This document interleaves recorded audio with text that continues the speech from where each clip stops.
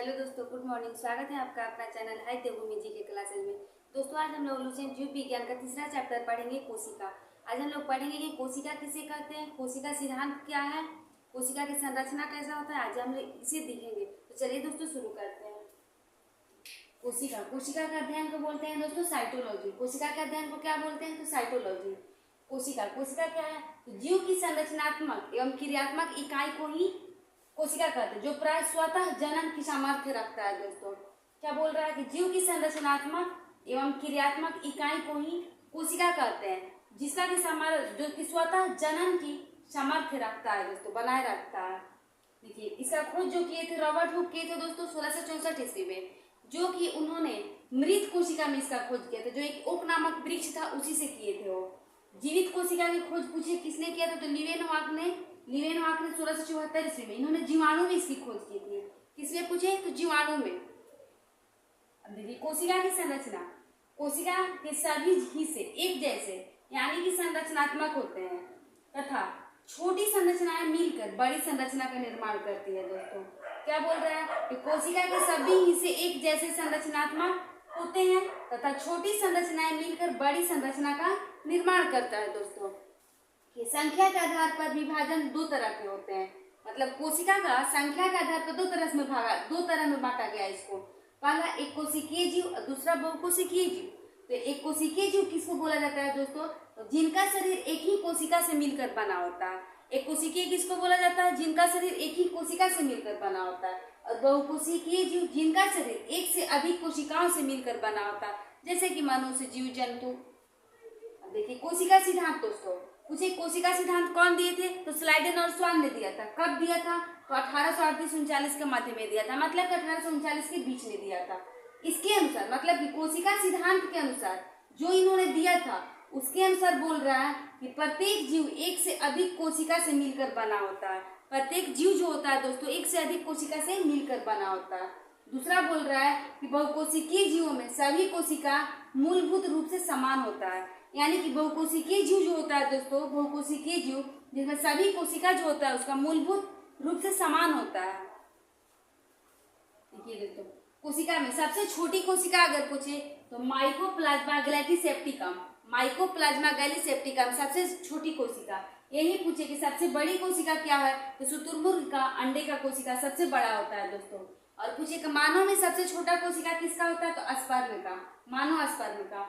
यही पूछेगा मानव में सबसे बड़ा कोशिका किसका होता है, तो मानव में स्त्री का अंडाणु जो होता है दोस्तों ये सबसे बड़ा होता है। मानव में सबसे लंबी कोशिका पूछे तो तंत्रिका तंत्र की कोशिका, जिसको न्यूरॉन भी कहा जाता है। मानव में पूछे कि सबसे लंबी कोशिका कौन सी, तो तंत्रिका तंत्र की कोशिका, जिसको न्यूरॉन भी बोला जाता है। दोस्तों देखिए, कोशिका दो प्रकार का होता है, कौन कौन सा, तो प्रोकैरियोटिक कोशिका और यूकैरियोटिक कोशिका। तो प्रोकैरियोटिक कोशिका किसे कहते हैं, तो ऐसी कोशिका जिसमें केंद्रक झिल्ली के बिना होता है। केंद्रक जो होता है झिल्ली के बिना होता है दोस्तों। इसके बाद आता है यूकैरियोटिक। तो यूकैरियोटिक कोशिका किसे बोला जाता है, तो इन कोशिकाओं में दोहरी झिल्ली का आवरण अर्थात केंद्रक जो होता है आवरण से घिरा होता है। केंद्रक जो होता है दोस्तों आवरण से घिरा होता है तथा सुस्पष्ट केंद्रक पाया जाता है। क्या पाया जाता है, तो सुस्पष्ट केंद्रक। चलिए एक बार फिर से हम लोग रिवीजन कर लेते हैं।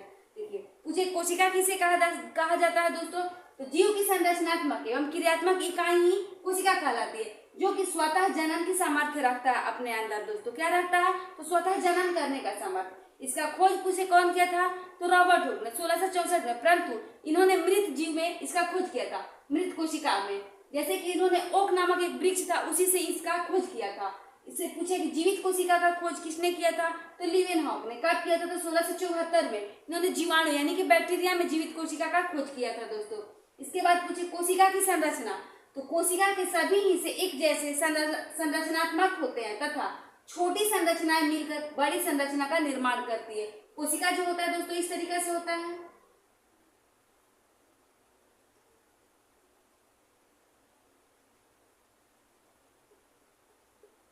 इस तरीके से होता है। तो बोल रहा है कि छोटी छोटी मतलब कि छोटी छोटी संरचनाएं मिलकर बड़ी संरचना का निर्माण करती है। संख्या के आधार पर कोशिका दो भागों में बांटा गया है। पहला तो एक कोशिकीय जीव और दूसरा बहुकोशिकीय जीव। एक कोशिकीय जीव किसको बोलेंगे, तो जिनका शरीर एक ही कोशिका से बना हो उसे एक कोशिकीय जीव बोलेगा। बहुकोशिकीय जिनका शरीर एक से अधिक कोशिकाओं से मिलकर बना हो दोस्तों।